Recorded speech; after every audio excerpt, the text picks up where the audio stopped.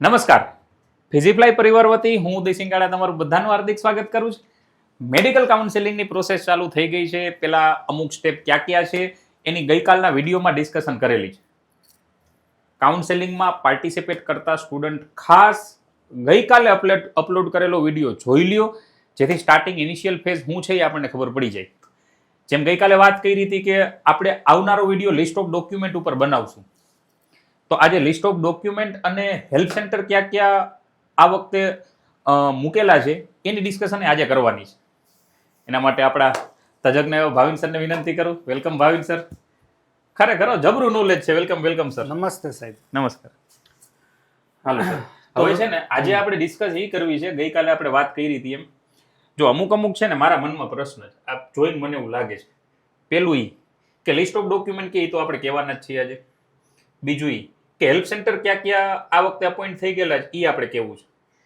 ત્રીજો અને ખાસ પ્રશ્ન એ સાહેબ છે કે આ બધી જગ્યાએ એમબીબીએસ બીડીએસ લખે છે, તો ખરેખર એમબીબીએસ બીડીએસ માટેની જે ગાઈડલાઈન છે બીએચએમએસ બીએમએસ માટેની છે?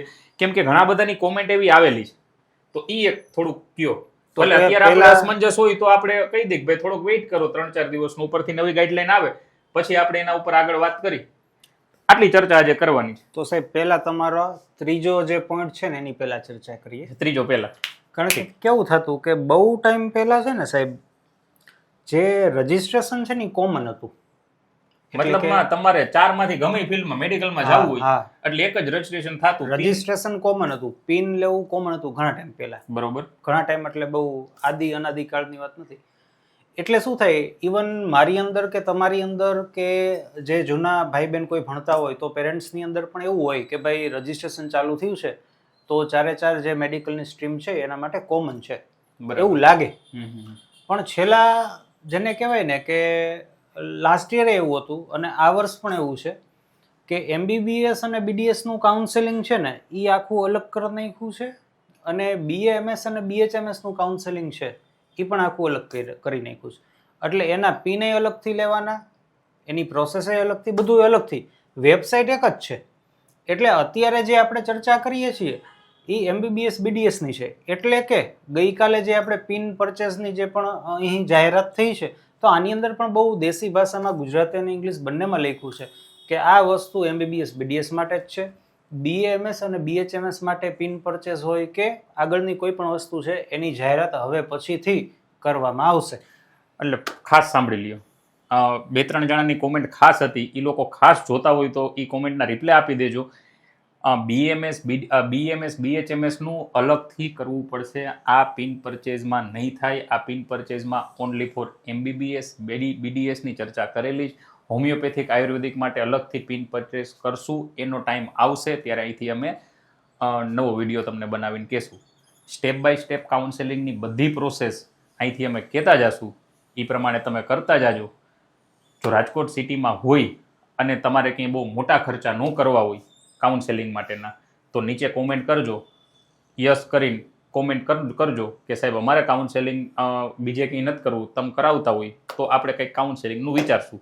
ફિલહાલ એવો કોઈ વિચાર આપણો છે નહીં, પણ આ તો જરૂરિયાત જોતા એવું લાગે કે તમે 12 ખોટા 6-7 હજાર રૂપિયા ખર્ચો, એના કરતાં અમે ચાલુ કરી તો અમે બહુ હાવ નોમિનલ કોસ્ટમાં થઈ જાય. કેમ કે આ એવી હકીકતમાં કોઈ પ્રોસેસ જ નથી. ઠીક છે, તો તમે કોમેન્ટ કરજો, એ મુજબ આપણે આગળનું ડિસિઝન લેશું. પણ ક્યાંય કોઈ ખોટું મૂંઝાવાની કોઈ જરૂર નથી. સ્ટેપ બાય સ્ટેપ અહીંથી વિડીયો અપલોડ કરતા જશું. એક સ્ટેપ, નાના સ્ટેપની ચર્ચા આપણે અહીંયા કરી લેશું. જેમ ગઈકાલનો વિડીયો જોશો ને એટલે પ્રોપર ખબર પડી જાય કે સાહેબ આવું વસ્તુ કરવાની છે. મને ગઈકાલે વિડીયો બનાવતા એવું લાગ્યું ડોક્યુમેન્ટ ઉપર થોડુંક કહેવા જેવું ખરા, કેમ કે ડોક્યુમેન્ટમાં ઘણા મૂંઝા છે. આજે એનો વિડીયો આવી ગયો. હેલ્પ સેન્ટર ક્યાં ચૂઝ કરવું મૂંઝા છે, કહી દીધું. આમાં બીએમએસ બીએચએમએસમાં થોડીક મૂંઝવણ હતી, ચોખવટ કરી દીધી. તમે કોમેન્ટ કરશો તો ખબર પડશે કે ક્યાં ક્યાં તમારા પ્રશ્નો છે. તો એના ઉપરનો વિડીયો આવશે નવો, એટલે કોઈ ચિંતા ન કરતા. Hello sir. હવે સાહેબ આમાં બીજી મૂંઝવણ શું થાય કે જે સ્ટુડન્ટ્સ બોર્ડર લાઈન ઉપર હોય એવું ધારતા હોય કે મને એમબીબીએસ બીડીએસમાં નહીં મળે તો હું આયુર્વેદિકમાં જઈશ, તો આવો જે વિદ્યાર્થી છે એને આમાંય પાર્ટિસિપેટ કરવાનું થાય, એટલે કે આનો પણ પિન લેવો પડે, અને પછી થોડા સમયની અંદર જે બીએમએસ બીએચએમએસનું આવશે તો એનો પણ પિન લેવો પડશે. ઉભા રહી. યસ. તો હવે આ માની લ્યો કે 2 વાર પિન પરચેસ કરવો પડે તો 22,000 રૂપિયા થાય, અને માની લ્યો કે ન મળે તો તો 22,000 રૂપિયા, એટલે કે આ પ્રોસેસના અલગથી અને ઓલી પ્રોસેસના અલગથી બંને આવશે. એટલે કેટલા આવશે? 10,000 પાછા આવે, 1,000 નોન રિફંડેબલ. બરોબર, એનો એટલે 22,000 માંથી ટોટલ 20,000 પાછા જો આવે. સાંભળો ભાઈ, તમે કઈ પૈસા નાખવા પડે તો મૂંઝાતા નહીં, તમારું એડમિશન નહીં થાય પૈસા રિફંડ આવી જશે. અને થઈ ગયું તો થઈ ગયું હોય ના થઈ ગયું હોય તોય રિફંડ આવશે. ફીમાં હવે નથી કાપતા. અચ્છા, તોય રિફંડ થાય કે ન થાય એ લોકો રિફંડ આપી દે. રિફંડ આપી દેશે. કેવા સંજોગોમાં રિફંડ નો આપે એની ચર્ચા પછી કરશું. એ બહુ મજેદાર વાત છે. એટલે ઈ પછી ચર્ચા કરશું કે આવા સંજોગોમાં તમે ખોટી મેથી મારી હોય ને તો પાછા નોય આવે. પણ આપણે એવું નહીં કરી, પેલા તમને કહી દેશું ભાઈ આટલી વસ્તુનું ધ્યાન રાખજો, નહીતર પછી લોચો થાય. બરાબર, ઈ અમે જાહેરાત કરશું કે ભાઈ હવે આ પૈસા રિફંડ કોને આવશે કોને નહીં આવે. અત્યારે આપણે એ ડિસ્કશનમાં નથી પડવું. ઠીક, એટલે બે પિન પરચેસ કરવા પડશે, જેને બેમાં પાર્ટિસિપેટ કરવું, ઓલા 2 અથવા આ 2માં. ઓર આમાં ખાલી કરવું હોય તો આ એક જ, ઓમાં ખાલી કરવું હોય તો ઓલું એક જ. શ્યોર ન હોય તો બેમાં કરી લેજો. હાલો સર, ચાલો તો લિસ્ટ જે ડોક્યુમેન્ટ્સનું છે એની આપણે ચર્ચા કરીએ. આ પીડીએફ પણ વેબસાઇટ ઉપર જ છે, આમ તો જોઈ લીધી જ હશે બધાએ, છતાં પણ આપણે જોઈએ. સાહેબ જવા દો નીચે. એક પેરેન્ટ્સની એવી કોમેન્ટ હતી સર, 2023નું કાસ્ટ સર્ટિફિકેટ હોય ઓલું ઈડબ્લ્યુએસ વાળું તો એ વેલિડ તો નો જ ગણાય ને? ના, આમાં એના માટે જ ઈ મેઇન વસ્તુ છે ને. ઈ જેને કોમેન્ટ કરી છે એ ખાસ જોજો ભાઈ, એના માટે જ આ કર્યું છે. ઈ એક લાઈન બોલવા માટે જ આ વાત છે. બાકી તો શું એલસી હોય એમ, 12માની માર્કશીટ હોય. હાલો, આ પેલું ચાલો. 10મું ધોરણ અને 12મું ધોરણ ગુજરાત રાજ્યની અંદર આવેલી શાળામાંથી પાસ થયેલું હોવું આવશ્યક છે. સિવાય કે જે ઉમેદવારોએ ધોરણ 10માં ગુજરાત રાજ્ય બહારની શાળામાં આ તારીખ પહેલા 23 જૂન 2017 પહેલા પ્રવેશ મેળવેલો હોય અને ગુજરાત રાજ્યની બહારથી 10મું પાસ કરેલ હોય. તો હવે આ અમુક નિયમો એવા છે પણ જે મોટા ભાગના વિદ્યાર્થીઓ માટે લાગુ પડતા નથી. ઘણાનો પ્રશ્ન બહુ થાય કે ડોમિસાઇલ સર્ટિફિકેટ, પણ એ બધાય માટે લાગુ પડતું નથી. બહારના હોય, અહીંયા ટ્રાન્સફર થયા હોય, એના માટેની વાત છે, હમણાં આગળ આવશે. ચાલો તો હવે 10મું અને 12મું ગુજરાતમાંથી પાસ કરેલું હોવું જોઈએ. ગુજરાતમાંથી પાસ કરેલું હોવું જોઈએ. પછી અમને એ ક્રાઇટેરિયા આવશે, અમને વાત ક્રાઇટેરિયા આવશે, પણ અત્યારે આપણે એવું રાખીએ કે સાહેબ 10મું 12મું ગુજરાતમાંથી પાસ થઈ ગયેલા હોવા જોઈએ. નો હોય તો ક્રાઇટેરિયામાં લખેલું હોય છે તો આપણે રીડ કરશું. ચાલો પેલું જોઈ લ્યો તમે. શું છે સાહેબ, બોલી જાઓ. વર્તમાન શૈક્ષણિક નીટ યુજીની માર્કશીટ હોવી જોઈએ 2026ની સેકન્ડ અટેમ્પની. પહેલા અટેમ્પની તો આવી જ નથી, એટલે સેકન્ડ અટેમ્પની માર્કશીટ આપણી પાસે એટલે કે ફોટોકોપી કાઢવાનું થાય, બીજું તો આમાં કઈ ઝેરોક્સ આપણે કાઢવાનું થાય, જે આપણી ઓલી આવી હોય નહીં. એટલે એ કઈ બહુ મોટો એવો ટાસ્ક છે નહીં. ચાલો જવા દો નીચે. નંબર 3, જન્મ સ્થળનો પુરાવો. આ વસ્તુ મેઇન વાંચવાની છે કે કોઈ પણ એક, આમાં જેટલા લખ્યા છે ને એમાંથી કોઈ પણ એક, બધુંય જરૂરી નથી. બરોબર, એલસી હોય અને એટલે આ કાઉન્સ ખાસ વાંચો સાહેબ, કે કેવા કેસમાં એલસી નથી, કે શું એલસી નું મહત્વ છે. હાલો, શાળા છોડ્યાનું પ્રમાણપત્ર એટલે એલસી આપણે હોવું જોઈએ, ફરજિયાત છે. બરોબર, પ્રમાણપત્રમાં જન્મ સ્થળનો સ્પષ્ટ રીતે ગામ, તાલુકા, જિલ્લા અને રાજ્યનો ઉલ્લેખ કરેલો હોવો જોઈએ. તમે એલસી જો તમે રજૂઆત કરતા હોય ને એઝ અ બર્થ સર્ટિફિકેટમાં, બરોબર, બર્થ પ્રૂફમાં, તો એમાં આ વસ્તુ ફરજિયાત છે. તમારા ઈ એલસી ની અંદર તમારું ગામ, તાલુકો, જિલ્લો અને રાજ્યનો ઉલ્લેખ હોવો જોઈએ. ન હોય તો નહીં હાલે એમ. તો પછી આ ચાલે. પાસપોર્ટ હોવો જોઈએ અથવા તો બર્થ સર્ટિફિકેટ હોવું જોઈએ. ચાલો સર, જો અહીંયા લખ્યું જ છે કે પ્રમાણપત્રમાં જન્મ સ્થળનો ઉલ્લેખ ન હોય તો જન્મ પ્રમાણપત્ર પાસપોર્ટની નકલ મર્જ કરીને અપલોડ કરવાની થશે. પણ એવું જનરલી બનતું નથી હોય જ બધાય. બીજું આ 17 વર્ષ વાળું ઘણા લોકોને ન ખબર હોય તો કે મેડિકલનો રૂલ્સ છે કે એડમિશનનું જે વર્ષ હોય, મીન્સ કે આ કયું વર્ષ 26 એડમિશનનું જે વર્ષ હોય એનો છેલ્લો દિવસ એટલે કે 31 તારીખ ડિસેમ્બર 2026 સુધીમાં જે પણ વિદ્યાર્થી છે એના 17 વર્ષ પૂર્ણ થઈ ગયેલા હોવા જોઈએ તો જ એ મેડિકલમાં એડમિશનને લાયક બને. કોઈ નાનો છોકરો હોય તો નહીં ભેગું આવતા થાય. વર્ષે માની લ્યો કોઈને સાહેબ 1 જાન્યુઆરી 2027 માં 17 વર્ષ પૂરા થતા હોય પેલી જન તો ન હાલે. એટલે ભાઈ એક દી આપણે પછી એવું ન કે આ તો 5 કલાક આડાવડી યાર હકાલો ને યાર, આવું ન હાલે. તો ઈ નહીં જનરલી વાંધો નથી આવતો, પણ કદાચ કોઈ એવું હોય તો નીકળે સાહેબ. એવા કેસ એક બે તો આટલી સંખ્યામાં નીકળતા જોઈએ. ચાલો, જન્મ તારીખના પુરાવા માટે કોઈ પણ એક જ શાળા છોડ્યાનું પ્રમાણપત્ર, ટ્રાન્સફર સર્ટિફિકેટ, જન્મ પ્રમાણપત્ર એટલે ઓલા જે છે એમાં આવી જાય. ચાલો, ગુજરાત 12 આ જે ઓલું જ છે જન્મ પ્રમાણપત્ર, ભારતીય પાસપોર્ટ, એસએસસીની માર્કશીટ, ગુજરાત બહાર જન્મેલા ઉમેદવાર હોય તો ડોમિસાઇલ સર્ટિફિકેટની જરૂર પણ તમારા અહીંયા ગુજરાત બહાર જો તમારું બર્થ થયું હોય, તમારા બર્થ સર્ટિફિકેટમાં ગુજરાત બહારનું જો હોય, રાજસ્થાન હોય કે પછી આમ બોમ્બે કે ગમે એવું એડ્રેસ હોય તો તમારે ડોમિસાઇલ સર્ટિફિકેટ એવા કેસમાં જરૂરી છે. બાકી કોઈ ડોમિસાઇલ સર્ટિફિકેટની કોઈ જરૂર નથી. હાલો, એસસીના ઉમેદવાર માટે એસસીના ઉમેદવાર માટેનું જાતિનું પ્રમાણપત્ર હોવું જરૂરી છે. ગુજરાત સરકારના અધિકૃત અધિકારી દ્વારા આપવામાં આવેલ એસસીનું પ્રમાણપત્ર તમારી પાસે હોવું જોઈએ. એટલે બર્થ કાસ્ટ સર્ટિફિકેટ હોવું જોઈએ તમારી પાસે. જો તમે એસસી કેટેગરીમાંથી બિલોંગ કરતા હોય, સેમ વે એસટીમાં ઈ જ છે જો તમે એમાંથી હોય તો. 8મું, સામાજિક અને શૈક્ષણિક રીતે પછાત ઓબીસી ના ઉમેદવાર માટે. તો તમે ઓબીસી માંથી બિલોંગ કરતા હોય તો ઓબીસી નું પ્રમાણપત્ર અને ગુજરાત સરકારની પ્રવર્તિત નીતિ મુજબ નોન ક્રિમી લેયર પ્રમાણપત્ર જે 1/4/2024 અથવા એ પછીનું હોવું જોઈએ. પ્રમાણપત્ર વર્ષ 2026-27 માટે માન્ય હોવું જોઈએ. એટલે નોન ક્રિમી લેયર ને ઓબીસી નું સર્ટિફિકેટ તમારી પાસે હોય તો એ 1/4/2024 પછી કાઢેલું હોવું જોઈએ તો એ વેલિડ ગણાય. 1/4/2024 પહેલાનું વેલિડ ન ગણાય, એક દી પહેલાનું નહીં ગણાય. એટલે આ મેઇન વસ્તુ છે. જૂનું હોય તો અપડેટ કરવાનું, એમાં કઈ વાર નહીં લાગે. નવું ફરીથી કઢાવવાનું થશે. બરોબર. નોન ક્રિમી લેયર સર્ટિફિકેટ ફરીથી કઢાવવાનું થાય જો આનાથી જૂનું હોય તો. બરાબર. હવે ઈડબ્લ્યુએસ આમાં પણ ઈ જ છે. સેમ ઈડબ્લ્યુએસ નું તમારે પ્રમાણપત્ર કઢાવવું પડે પણ 1/4/2024 પછીનું હોવું જોઈએ. 2026-27 માટે માન્ય હોવું જોઈએ. એટલે કે નોન ક્રિમી લેયર અને ઈડબ્લ્યુએસ 2024 1/4/2024 પછીનું હોવું જોઈએ. આ બે વસ્તુ છે.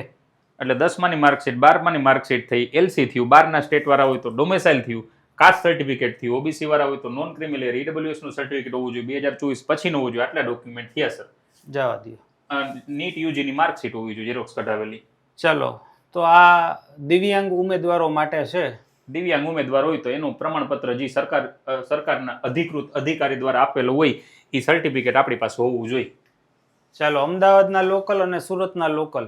હાલો, આ એક આપણે વાંચી લેજો. આ તમે એક માહિતી આપી દો કે લોકલ કોના માટેનું છે. જો અમદાવાદમાં એક એનએચએલ કરીને કોલેજ છે, સેમ વે સુરતમાં સ્વિમેર કરીને છે. હવે આ અમદાવાદની એનએચએલ અને સુરતની સ્વિમેર આ કોણ ચલાવે તો કે અમદાવાદમાં એએમસી વાળા, અમદાવાદ મ્યુનિસિપલ કોર્પોરેશન વાળા, સુરતમાં એસએમસી વાળા, સુરત મ્યુનિસિપલ કોર્પોરેશન વાળા આ કોલેજ ચલાવે. એનું ફંડ આખું ક્યાંથી આવે? એનએચએલમાં જે જરૂરી ફંડ અમદાવાદના લોકો જે ટેક્સ ભરે ને એ ટેક્સના પૈસાથી કોલેજ ચાલે. સેમ વે સ્વિમેરમાં જરૂરી ફંડ સુરતના જે લોકો ટેક્સ ભરે એનાથી કોલેજ ચાલે. તો હવે સ્વાભાવિક વાત છે કે એ લોકોના પૈસાથી આ કોલેજ હાલતી હોય તો એ લોકોને થોડીક પ્રાયોરિટી મળે. તો આ બે કોલેજની અંદર 50-50% સીટ અમદાવાદની એનએચએલમાં અમદાવાદના સ્ટુડન્ટ માટે, સુરતમાં સ્વિમેરમાં સુરતના સ્ટુડન્ટ માટે 50% સીટ રિઝર્વ છે.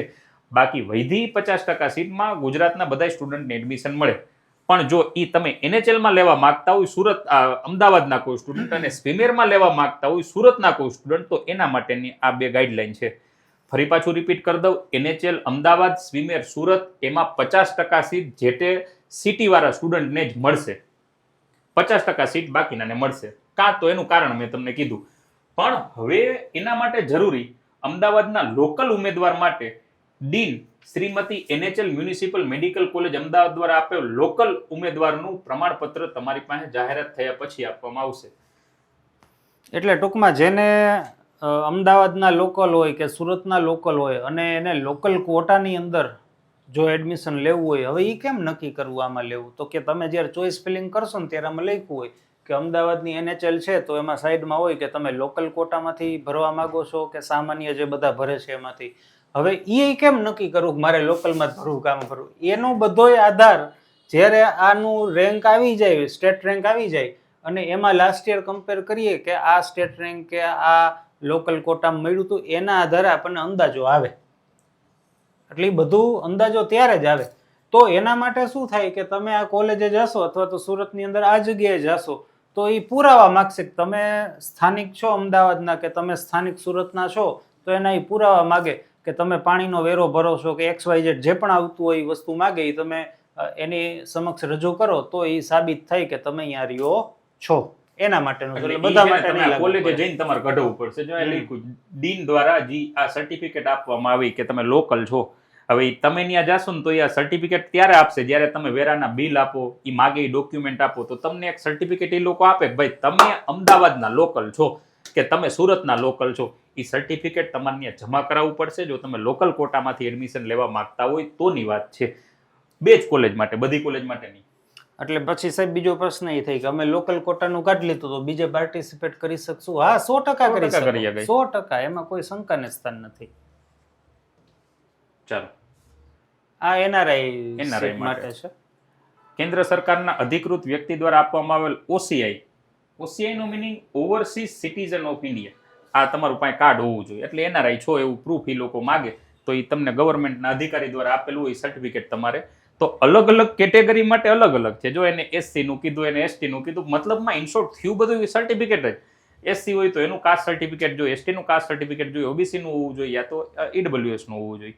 પછી તમે એનએચએલ સ્વિમરમાં જવા માંગતા હોય તો લોકલ કોટાનું એ લોકોનું સર્ટિફિકેટ હોવું જોઈએ કે તમે એના લોકલ છો. એ બેમાં જવું હોય તો પણ તમે એ બે માટે સુરત યા તો અમદાવાદના સ્ટુડન્ટ હોવા જરૂરી છો. તમારા પેરેન્ટ્સની આના ટેક્સ પેએબલ હોવા જોઈએ. આ ઓલું આપણે વિડીયો ઉતાર્યો તો એ કે તમારે એવું શારીરિક યોગ્યતાનું પ્રમાણ, physical fitness, registered medical practitioner MBBS કે એમડી જનરલ મેડિસિન કે એમએસ જનરલ સર્જન દ્વારા કોઈ પણ પ્રાઇવેટ હોય કે ગમે હોય એના દ્વારા શારીરિક યોગ્યતાનું પ્રમાણપત્ર નિયત ફોર્મમાં. તો નિયત ફોર્મ એટલે કયું? તો કે આ જે પીડીએફ છે તમે જ્યાંથી ખોલી હોય, મીન્સ કે આ વેબસાઇટ ઉપર એની નીચે જ લખ્યું છે મેડિકલ ફિટનેસ સર્ટિફિકેટ. તો એ ક્લિક કરો એટલે એની પીડીએફ ખુલે, જે આપણે વિડીયોમાં બતાવી હતી. એની તમારે પ્રિન્ટ કાઢ લેવાની. એ ડોક્ટર પાસે જઈને આમાંથી કોઈ પણ જગ્યાએ એની તપાસ કરીને તમને એમાં સાઇન સિક્કા કરી એને લખ્યું છે. જો નિયત ફોર્મ એટલે એને નક્કી કરેલું ફોર્મ ક્યાં, તો કે આ સાઇટ સત્તાવાર વેબસાઇટ ઉપર ઉપલબ્ધ છે. ઠીક, હાલો.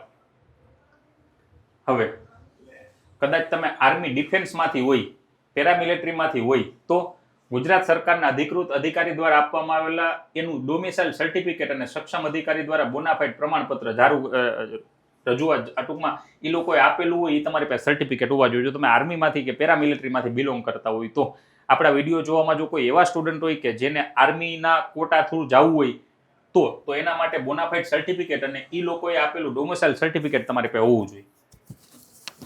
અથવા તો આઈએએસ, આઈપીએસ, આઈઆરએસ ગવર્મેન્ટ અધિકારીઓના પુત્ર અને પુત્રી માટે ગુજરાત રાજ્યમાં તેઓનું મૂળ પોસ્ટિંગના આદેશની વિગત અને ત્યારબાદ વર્તમાન બદલીના આદેશની વિગત. તો આવું એક સર્ટિફિકેટ એ લોકોને પ્રોવાઈડ કરવામાં આવે. સર્ટિફિકેટ તમારે જમા કરાવવું પડે જો એ લોકોના કોટામાં તમે એડમિશન લેવા માંગતા હોય તો. ગુજરાત રાજ્યની બહાર જવાહર નવોદય વિદ્યાલયમાંથી ધોરણ 12માં પાસ થયેલા વિદ્યાર્થીઓ, ગુજરાત રાજ્યની અંદર આવેલી શાળામાંથી પાસ થયેલ ધોરણ 1 થી ધોરણ 8 સુધીની માર્કશીટ તમારી પાસે હોવી જોઈએ. એટલે આ શું સમજાવે છે કે સૌથી પહેલો ઓલો મુદ્દો હતો ને કે 10મું ને 12મું અહીંયા કરેલું હોવું જોઈએ, જેને નથી કર્યું તો એવા કયા કેસમાં છૂટછાટ મળે, તો આ એ બધા પોઈન્ટ્સ છે. બરોબર. ઇવન ઉપર જે આઈએસ આઈપીએસ છે, હવે સપોઝ કે એનું પોસ્ટિંગ મહારાષ્ટ્રમાં હોય તો એટ એ ટાઈમ અહીંયા હોય ને અત્યારે અહીંયા છે, તો આ બધા એ મુદ્દાઓની વાત છે કે એ લોકોને રિલેક્સેશન મળી જાય. એટલે તમે જો બદલી થયા રાખતી હોય, બીજા સ્ટેટમાં હોય ને તમે ત્યાં ભણવું પડ્યું હોય ને હવે તમારે પપ્પાનું કે મમ્મીનું પોસ્ટિંગ જો અહીંયા ગુજરાતમાં થઈ ગયું ને હવે તમારે અહીંયા એડમિશન લેવું હોય તો એ બદલીનું પ્રમાણપત્ર તમારે પાસે હોવું જોઈએ. અથવા તો આ કેસ કે તમે સીબીએસઈ નવોદયની અંદર તમે બહારના સ્ટેટમાં હોય તો 1 થી 8 સુધીની માર્કશીટ તમે ગુજરાતમાં ભણેલા છો એ તમારે પાસે હોવી જોઈએ. હવે કેન્દ્ર શાસિત પ્રદેશમાં ધોરણ 10 ને 12 પાસ કર્યું હોય તો ધોરણ 10 અને 12ની ગુજરાત બોર્ડની માર્કશીટ તથા ગુજરાત સરકારના અધિકૃત અધિકારી દ્વારા આપવામાં આવેલ ડોમિસાઇલ સર્ટિફિકેટ, ગુજરાતમાં જન્મ થયાનું પ્રમાણપત્ર તમારી પાસે હોવું જોઈએ. કેમ કે કેન્દ્ર શાસિત છે, ગુજરાતના અંડરમાં નથી, તો તમારી પાસે એનું ધોરણ 10 અને 12નું સર્ટિફિકેટ હોવું જોઈએ. ટૂંકમાં માર્કશીટ હોવી જોઈએ અને ડોમિસાઇલ સર્ટિફિકેટ, ને ગુજરાતમાં તમારો બર્થ છે એ બર્થ સર્ટિફિકેટ હોવું જોઈએ.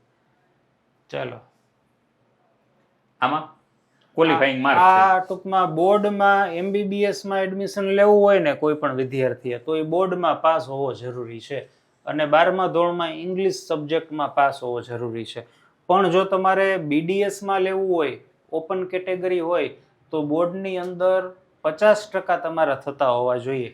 EWS open category, physically handicap 45% અને એસસી એસટી ઓબીસી તો 40%. આટલા બોર્ડમાં હોવા જોઈએ. આથી ઉપર હોય તો તમે એલિજિબલ છો આમાં પાર્ટિસિપેટ કરવા માટે. ધારો કે કોઈને 210 માર્ક છે અને ઓપન કેટેગરીમાં આવે છે તો એ એમબીબીએસમાં લેવાને પાત્ર નથી. આ 213 કે તેથી વધુ માર્ક હોવા જોઈએ. પૂરું. તો કેટલા સર્ટિફિકેટ થયા સાહેબ એકવાર ઓરલી આપણે કહીએ? મોટા ભાગના બાળકોને લાગુ પડતા હોય ને એવા સર્ટિફિકેટ બહુ ઓછા છે, તોય આપણે જોઈ લઈ. કરો, પહેલેથી કરો. હાલો એકવાર જોતા જજો ક્યાં ક્યાં છે ઈ. મોટે ભાગે કયું લાગુ પડશે એની ચર્ચા છે, જવા દો. હાલો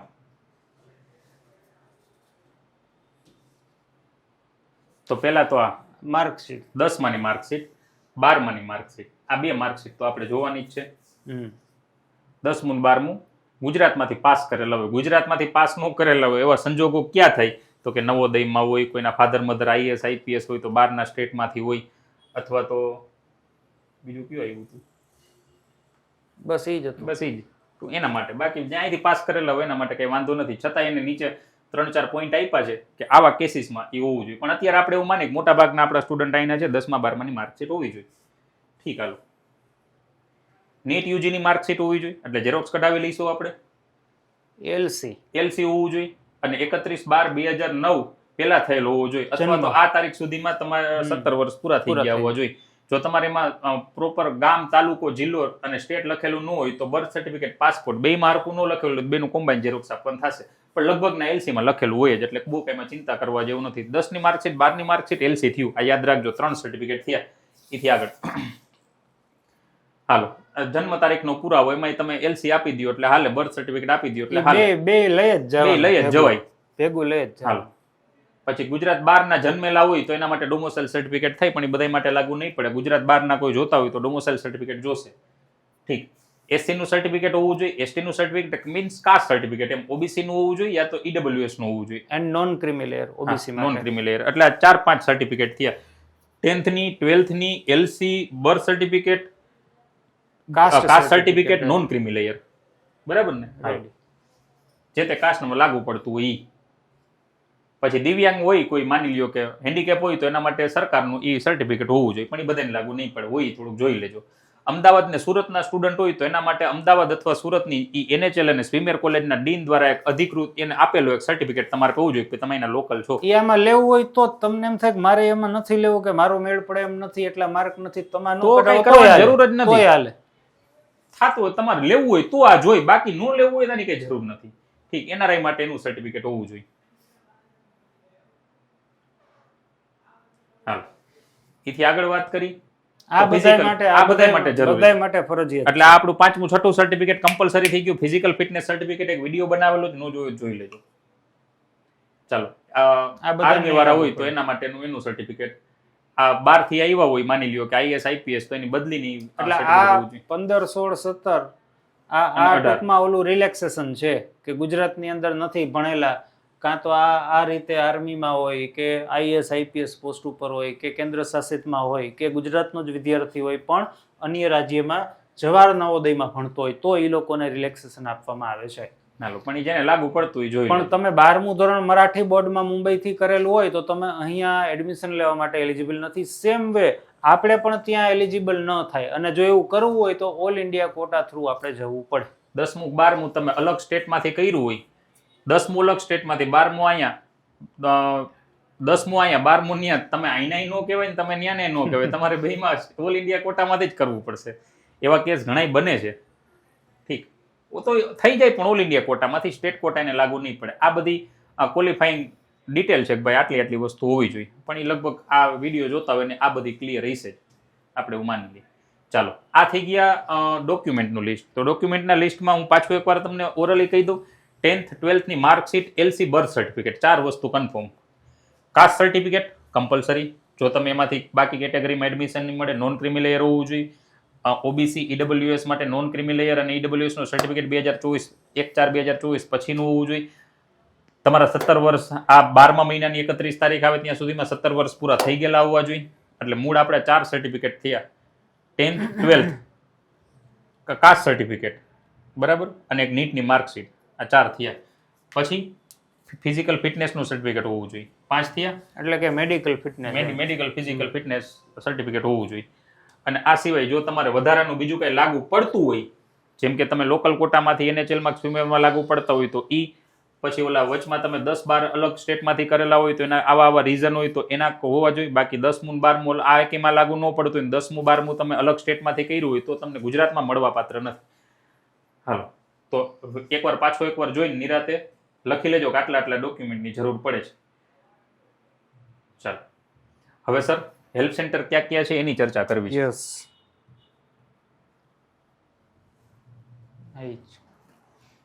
ચાલો લખી લેજો આટલા ડોક્યુમેન્ટ જોઈએ એમ. હાલે ભાઈ ચાલુ થા.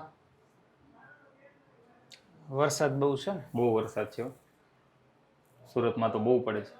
આપણે અહીં એવું છે પણ એટલો બધો નહીં, કમ્પેરેટિવલી ઓછો. માંદું પડી ગયું છે. ચાલો, ટૂંકમાં આપણે વેરિફિકેશન માટે આટલી જગ્યાએ જઈ શકીએ તો આપણે જ્યાં રહીએ છીએ જે પણ આસપાસનું નજીકનું પડતું હોય ત્યાં જઈ શકાય. હવે અહીંયા ફુદેડી મારી છે, કેમ મારી છે નીચે આવશે.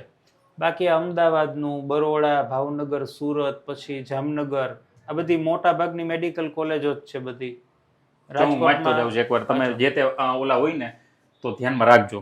બરાબર, જો જીમર્સ મેડિકલ કોલેજ ગાંધીનગર, ગાંધીનગરમાં તમારે જો રહેતા હોય તો ત્યાં તમારે હેલ્પ સેન્ટર છે જીમર્સ ગાંધીનગર.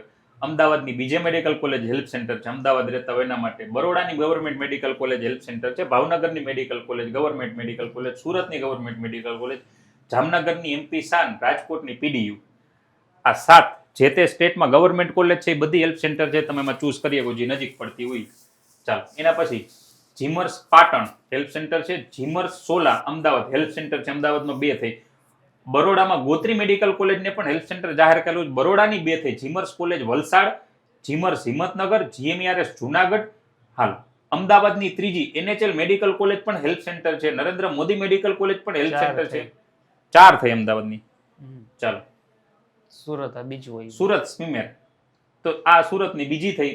કરમસદ પ્રમુખ સ્વામી મેડિકલ કોલેજ, CUSA સુરેન્દ્રનગર એ પણ છે. પછી ભુજની અદાણી મેડિકલ કોલેજ પણ છે, GCS અમદાવાદની 5મી મેડિકલ કોલેજ થઈ. પારુલ બરોડાની 3જી થઈ. બનાસ મેડિકલ કોલેજ પાલનપુર એ પણ તમે કરી શકો. અમરેલીમાં શાંતાબા પણ છે, Zydus Dahod, Nutan, Visnagar, KC Patel, Kiran Patel, Bharuch. Rajkot homeopathic medical college Gondal road, રાજકોટમાં બીજી હેલ્પ સેન્ટર છે, ધ્યાન રાખજો. Shri Shamlaji homeopathic medical college Godhra. આટલા હેલ્પ સેન્ટર છે. જો હવે જે ઓલી ફુદેડી છે તમે વાંચો, ઉપર લઈ જાઓ. યસ, આ છે હેલ્થ સેન્ટરનો અપોઇન્ટમેન્ટ ફક્ત અને ફક્ત નીચે મુજબની કેટેગરી અંતર્ગત રજીસ્ટ્રેશન થવા માંગતા વિદ્યાર્થીઓને જ મળશે. ગાંધીનગરની વાત છે. ગાંધીનગરમાં કોને હેલ્પ સેન્ટરની અપોઇન્ટમેન્ટ મળશે? જો જે વિદ્યાર્થીઓ ICSE, NIOS, અધર, કેમ્બ્રિજ બોર્ડમાંથી 10મું 12મું પાસ કરેલું હોય, ICSE ના સ્ટુડન્ટ હોય કે પછી NIOS માંથી પાસ કરેલું હોય, કોઈ અધર બોર્ડમાંથી હોય, કેમ્બ્રિજ બોર્ડમાંથી જો તમે 10th 12th કરેલા હોય, આવા સંજોગોમાં તમારે કમ્પલસરી વેરિફિકેશન કરવા માટે GMERS ગાંધીનગર જ જવું પડશે.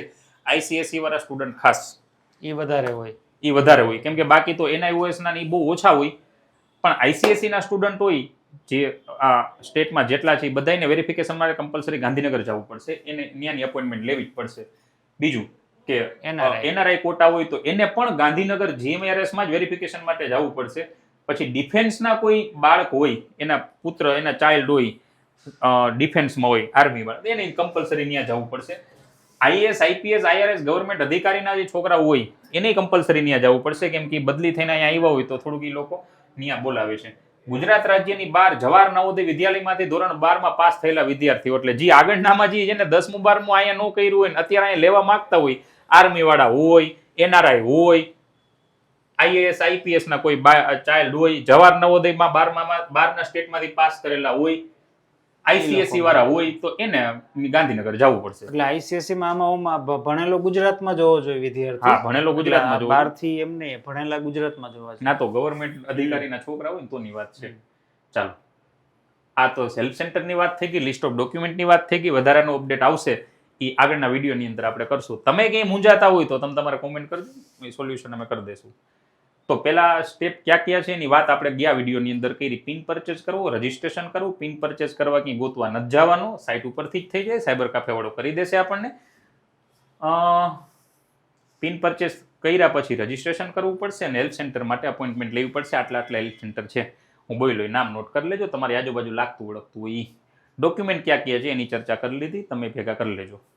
ન ખબર પડે તો કોમેન્ટ કરજો. ત્યાં સુધી મસ્ત રહ્યો. વરસાદ બહુ ઝાઝો છે તો થોડું ધ્યાન રાખજો. જરૂરી કારણ વગર બહાર ન નીકળતા. મસ્ત રહ્યો, મજામાં રહ્યો. ફિઝીફ્લાય પરિવાર વતી ખૂબ ખૂબ આભાર. સારું લાગે તો કોમેન્ટ કરજો, અમારો ઉત્સાહ વધશે. Thank you.